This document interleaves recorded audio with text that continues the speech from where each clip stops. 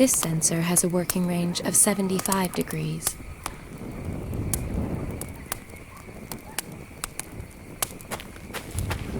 On the sensor it says working range 90 degrees.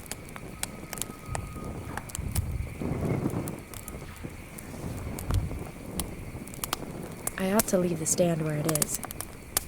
This sensor has a working range of 75 degrees. I ought to leave the stand where it is.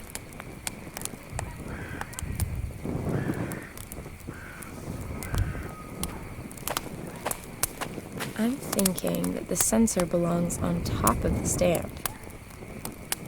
On the sensor it says working range 90 degrees.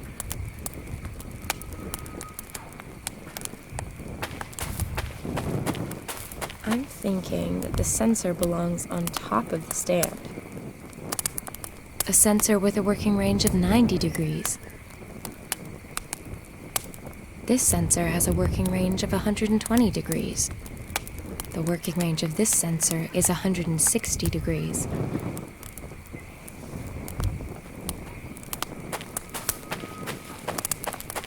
I'm thinking that the sensor belongs on top of the stand.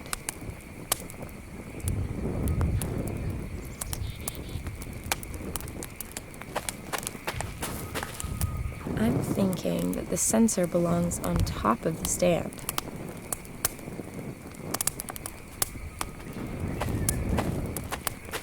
I'm thinking that the sensor belongs on top of the stand.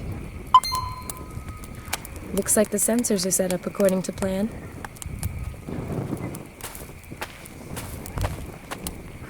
There. All done. Now I'm gonna get some shut-eye. And in the morning, I'll head to the mission and track down this research team.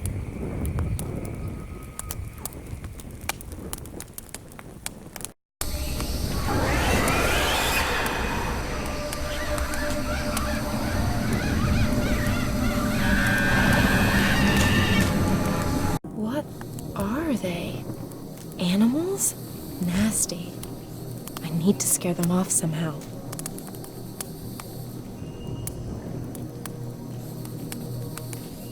Maybe it'll give them a fright. They're gone. Hopefully they're gonna stay gone too. It won't be too long now until sunrise.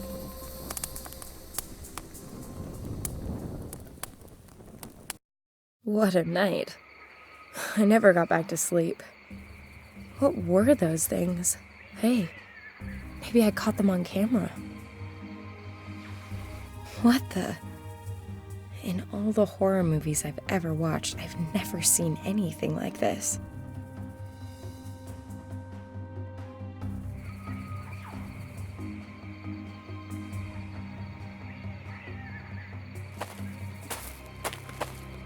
The mission.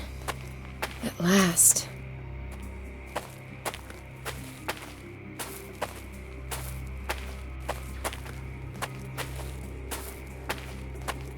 Hello? Anyone home? God be praised, my child. What can I do for you? My name is Samantha Peters. I'm looking for a group of scientists. Their leader is called Professor Hartman. According to the notes I found in their camp, they were headed here before they disappeared. Yes, the men you're looking for arrived here yesterday. Finally, I've caught up. Can you take me to them? Unfortunately, that's not possible. They are in quarantine. Quarantine? They are very ill. They have high fevers and are unresponsive.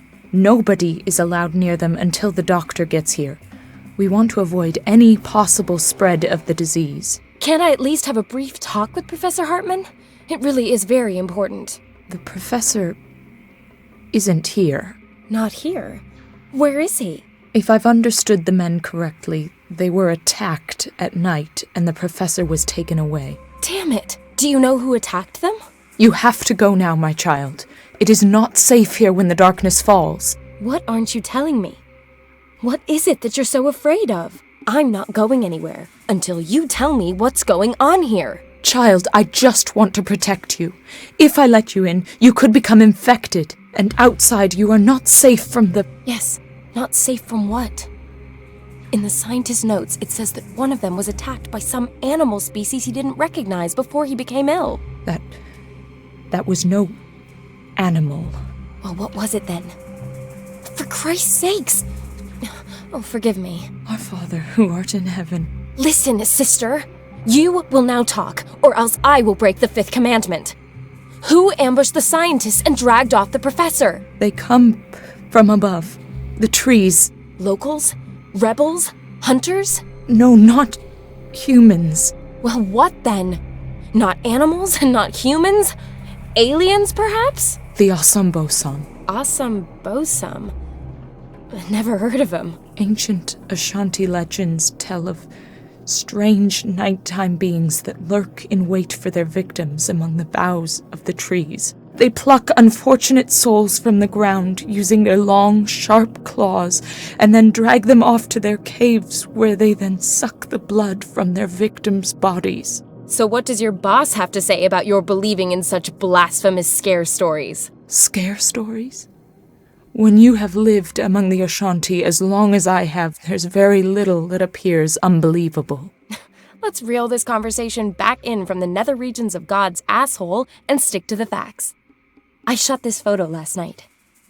This little freak was one of a whole group sitting in the trees above me. Might this be one of your Asanbosam? Holy Maria, Mother of God, you can count your blessings that you are still alive, my child. So these freaks really have schlepped off the professor then? Suppose it's true. Where would the Asanbosam take their victims? Into their caves. I got that bit. Where are they exactly? My child, you really don't want to go there. Yes, I do. There's one hell of a real scoop of a story there for sure. And I just might be able to save the professor while I'm at it. That is, as long as these things haven't sucked him dry already. Then I really won't be able to stop you, my child. Wait here a moment. This will be a great help to you on your reckless undertaking. Take it. What is it? Some intense studies of the Asanbosam and Ashanti legends. Thanks. May the Lord watch over you.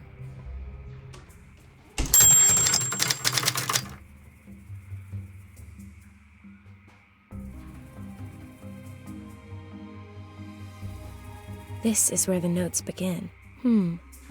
So there were already patients at the mission with the same symptoms as the scientists. So were these men under attack from the same creatures? Let's see. Here it is. The attackers came out of the trees and surrounded them. Interesting. There had also been similar cases in the past. The locals call the attackers the Asanbosam. They're also supposed to be responsible for transmitting a virus. The old Ashanti shamans were able to control these mysterious beings and could protect themselves from the disease. The priest found himself in great danger on his quest for the antidote. The Asanbosam exist. Now it's gonna get interesting. Ugh, such a lot of text. The priest stumbled across one of these Asanbosam and followed him to a cave. The translation of the inscriptions at the cave entrance brought something astonishing to light. It detailed a description of a ritual which could protect against catching the Asanbosam disease, and which could also cure it. They carried out the ritual, and despite no ready explanations for how, it worked. These experiences really rocked Father Samuel's concept of the world. This is where it lists what you need for the ritual and how to carry it out. It's incredible. I suppose I have to accustom myself to the notion that the Asanbosam may not be pure fiction. The priest's very convincing. Unfortunately, he took his knowledge of the route to the cave to the grave with him. At least I now know how I can protect myself from the Asanbosam disease. When I find out where they're hiding, I still might be able to rescue the professor. Oh, a loose page has fallen out. It's blank.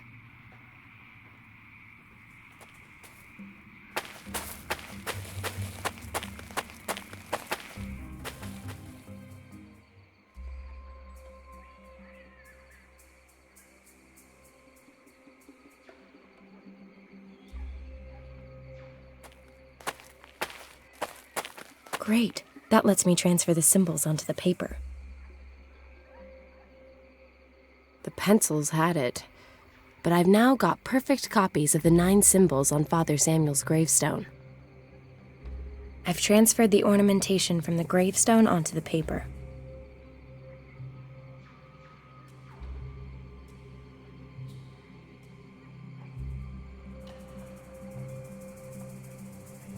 Okay, I'll carefully cut out the different symbols. I can't exactly say I'm crazy about puzzles.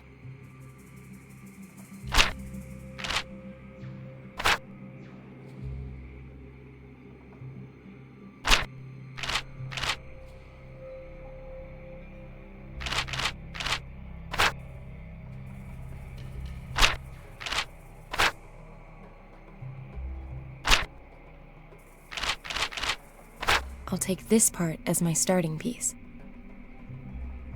I'll take this part as my starting piece.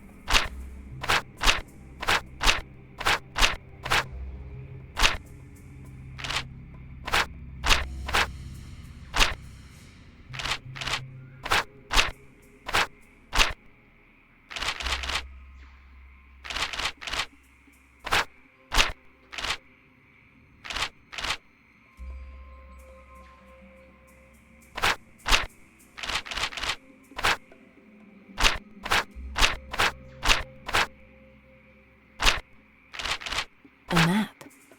The route to the Asanbosam's caves.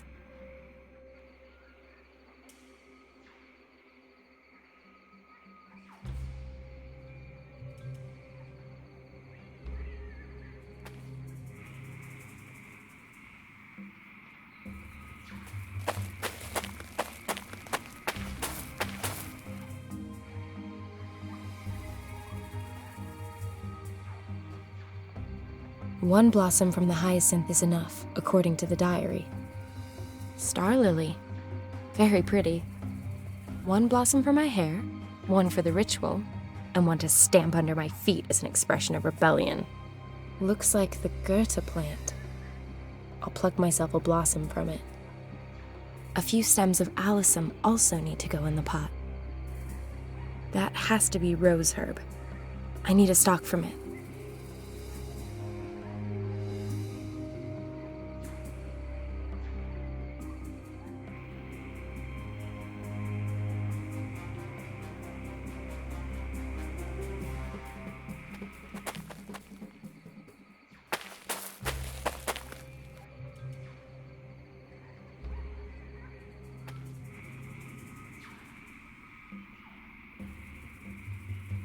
The Asanbosam's caves must be near here. Hopefully the professor's doing all right.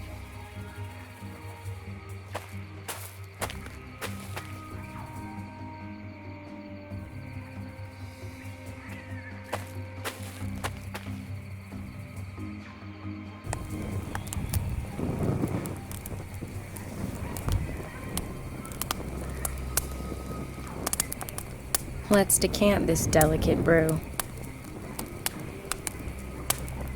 Home economics is for housewives.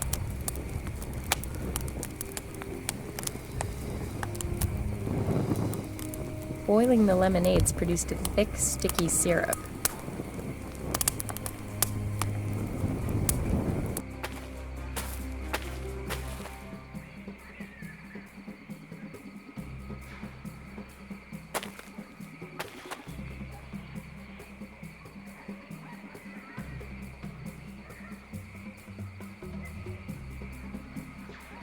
That should work.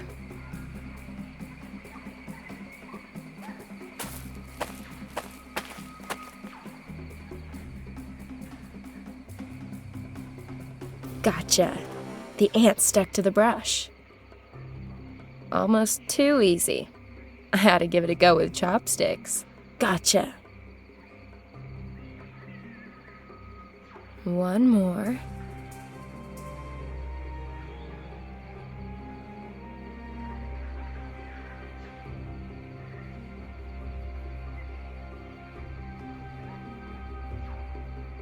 A respectable kill. Peters, the big small game hunter.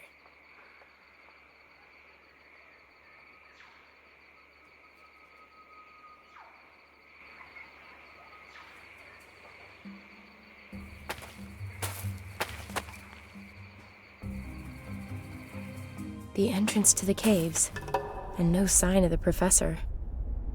I'd better go in and take a look. After carrying out the written instructions for Father Samuel's protection ritual, of course. I have absolutely no inclination to go catching hideous jungle monster disease. Let's not get greedy. I've got the clay bowl already.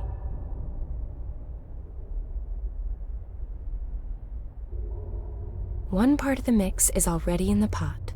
I'm glad that I don't have to carry that stuff around with me anymore.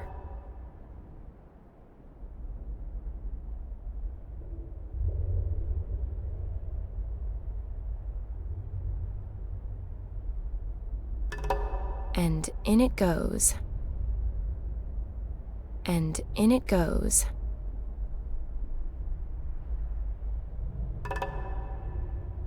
And in it goes.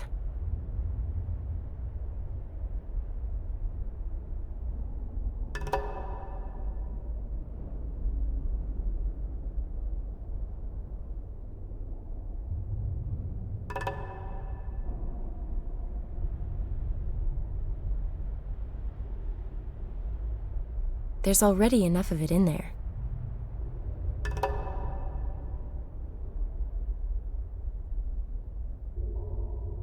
So, that ought to be all the ingredients.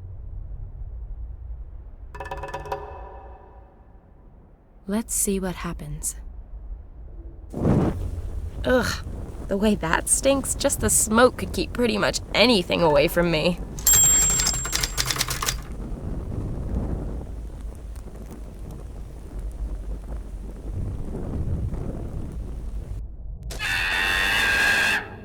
Whoa, was that one of those things?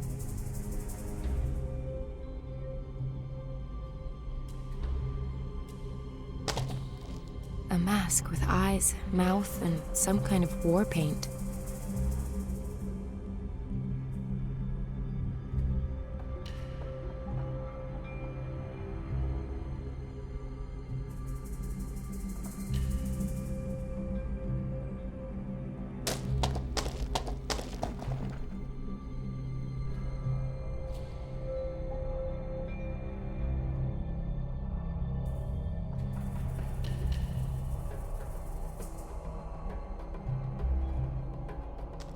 Not the slightest trace of Prof. Hartman. Only more passages that lead deeper into the caves. Are the Asanbosam fans of masquerade balls?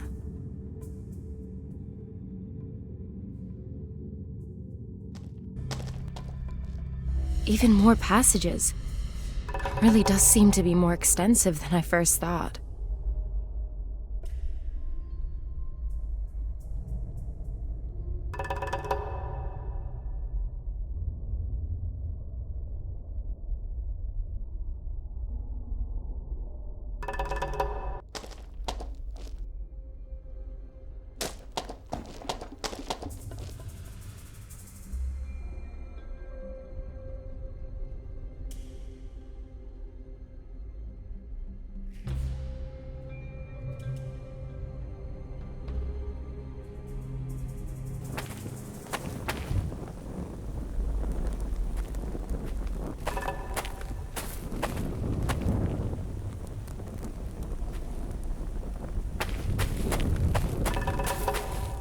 Smokes like my socks are on fire and smells like a wet fox.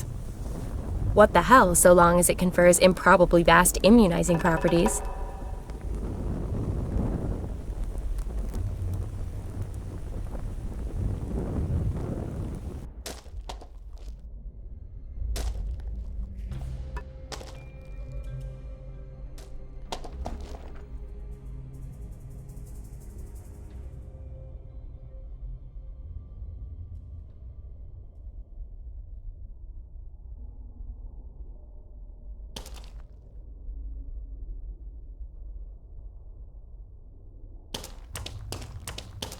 It's like some kind of graphic novel. The story begins with a man choosing children from a large group. They follow him into a cave, and the door closes after them. The children continue to live there while the man teaches them to fight. The man also gives them food, and so the children gradually grow into men. But what is that? the children seem to change on the way. Their arms become longer and they get great big fangs like predatory animals. Pretty gruesome. Let's fuel this lamp and see what happens.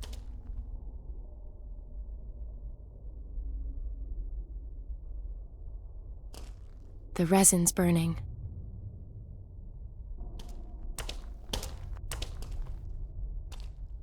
The poor children.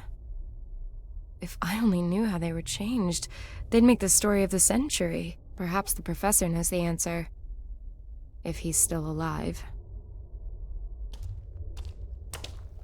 I feel like it's there for a reason. Best leave it alone for now.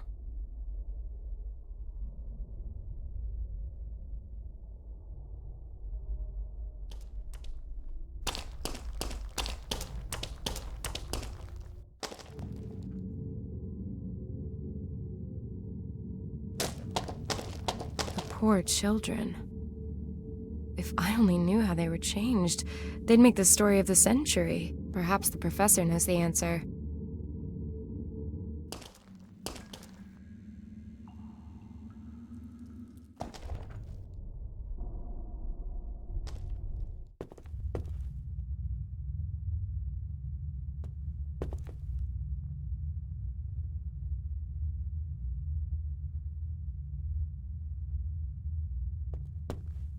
Let's fuel this lamp and see what happens.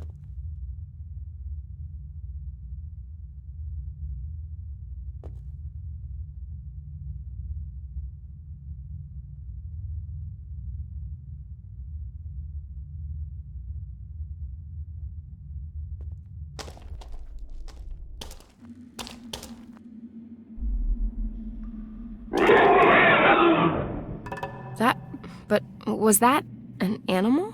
Or a human? Or...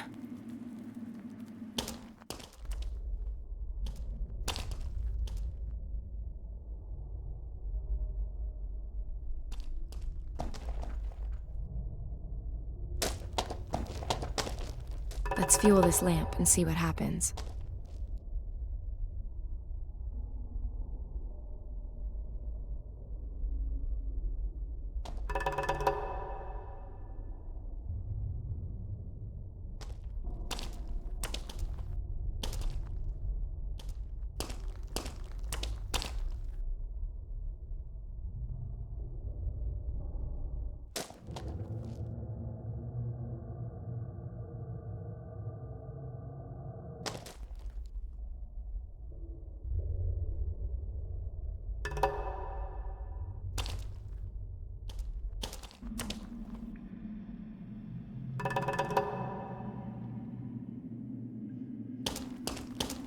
I feel like it's there for a reason. Let's fuel this lamp and see what happens.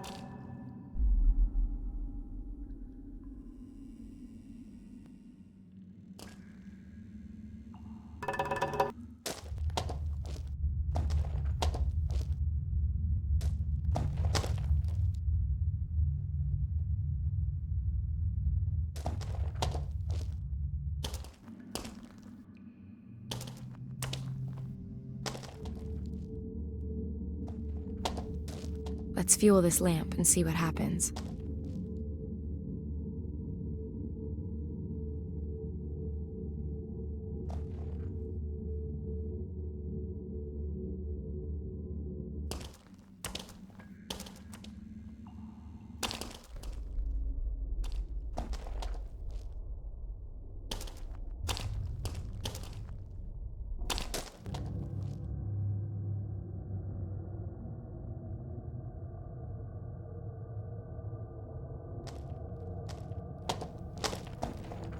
This mechanism with the 5 stone wheels would appear to open the door in this room.